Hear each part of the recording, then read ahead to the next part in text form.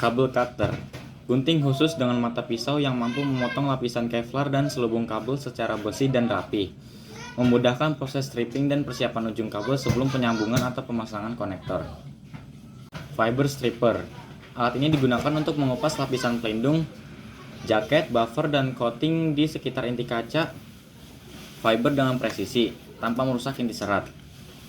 Beberapa stripper memiliki beberapa lubang dengan diameter berbeda untuk tipe kabel yang berbeda. Fiber cleaver berfungsi memotong cleaving ujung fiber kaca pada sudut yang sangat presisi, biasanya 90 derajat, sehingga memberikan muka potong yang halus dan rata. Prasyarat penting agar hasil splicing atau koneksi mekanis memiliki loss yang minimal. Fusion splicer, mesin yang menyambungkan dua ujung fiber dengan cara meleburkan fusi inti kaca menggunakan busur listrik atau arcing. Hasil sambungan sangat stabil dan memiliki loss rendah, lebih besar 0,1 dB jika dikerjakan dengan baik.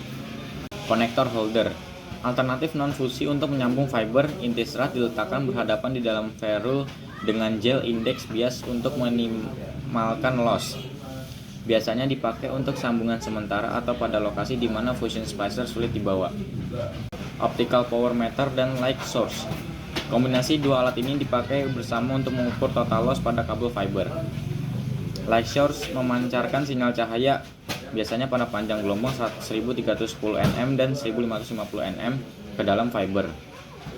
Power meter mengukur daya cahaya yang keluar di ujung lain, sehingga selisih daya menunjukkan jumlah atenuasi loss jalur. Official time domain reflectometer, alat canggih untuk memetakan karakteristik kabel sepanjang puluhan hingga ratusan kilometer. OTDR mengirimkan pulsa cahaya ke dalam fiber dan mengukur pantulan yang kembali untuk menentukan lokasi dan besaran loss pada sambungan atau konektor, mendeteksi titik putus, break atau microband, mengukur panjang kabel secara akurat. Visual fault locator, laser pointer berwarna merah yang menyala terus-menerus diinjeksikan ke dalam fiber. Jika ada patahan atau tekukan tajam benda yang berlebihan, cahaya akan bocor dan terlihat di titik kerusakan, membantu deteksi cepat gangguan. Connector inspection microscope, mikroskop atau alat endoscope yang digunakan untuk memeriksa muka potong konektor sebelum koneksi. Debu atau goresan kecil bisa menyebabkan loss atau refleksi tinggi, sehingga pembersihan atau polisi ulang mungkin diperlukan.